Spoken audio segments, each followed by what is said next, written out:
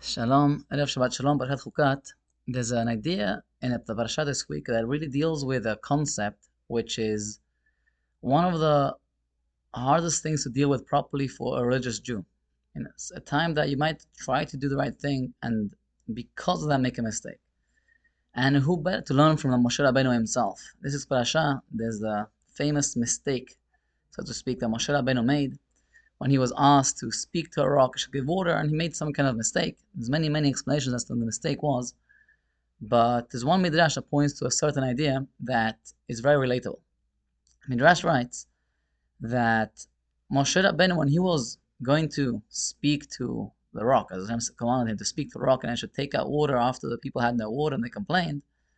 The midrash said the Jewish people were talking, some Jews were talking and saying, if Moshe really wanted to show that Hashem is taking care of us, and it's not maybe that he knows about some rock here that has water, there's something natural going on. If he really wanted to show us God's going to take care of us and he'll take our water from anywhere and there's no tricks going on, he would talk to any other rock. He would talk to a different rock, another rock he's going to right now. Maybe he's going to that rock because there's some kind of secret behind it. But he would go somewhere else, and that way he would really show us, like Dishani, really make a Kiddush Hashem, he'd really show us that Hashem can do anything and will do anything to take care of us, take care of Am Yisrael and give them water. So Moshe Rabbeinu was put in this position. He was put in the position where he had the commandment from Hashem.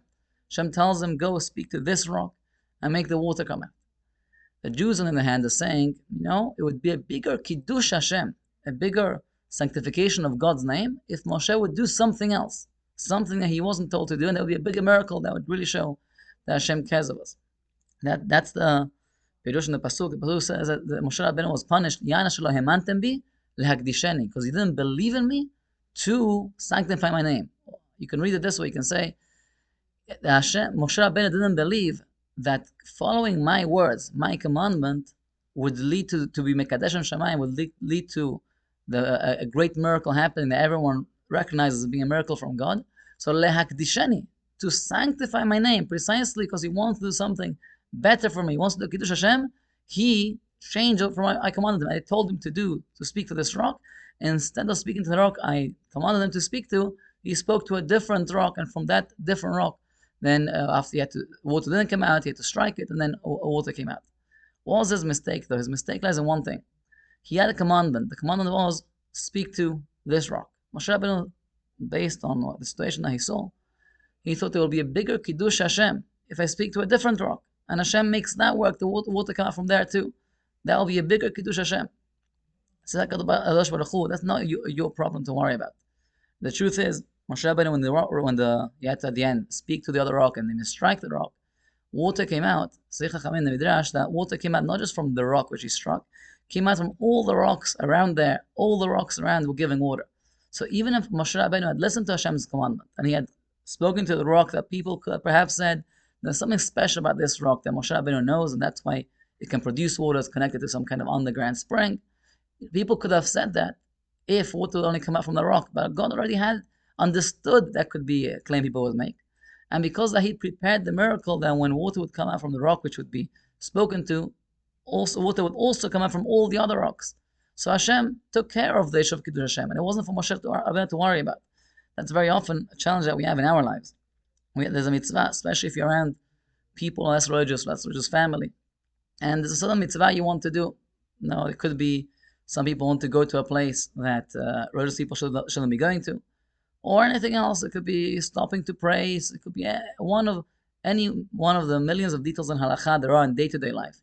Sometimes we think, maybe doing this requirement, fulfilling the Torah in this context, maybe people see it as strange. People look at me as a fanatic, as they like to call it, and maybe it's better if I just give up on it. Let's say, for one example, you're going to have bread and you're eating outdoors. So to start looking for water and a towel and tilat yadayim, say, maybe it's too easy to say, people around me, no one else was doing it.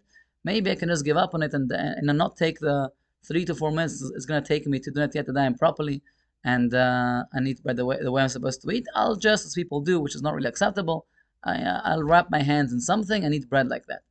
So something like that kind of situation, you might be doing it thinking, if I'm akpid, if I don't eat with everyone else, they're going to look at me like I'm crazy. And what's the big deal already? And the truth is a hafuch.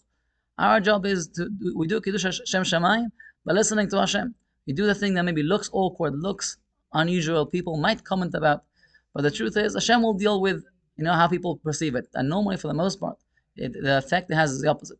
The stronger one's commitment is to do this, and stronger one's commitment, and one shows one's really committed, even to the things that maybe people don't appreciate why they're important, but people appreciate the conviction, appreciate the fact that a person's living his life according to these values, and he won't give up on them.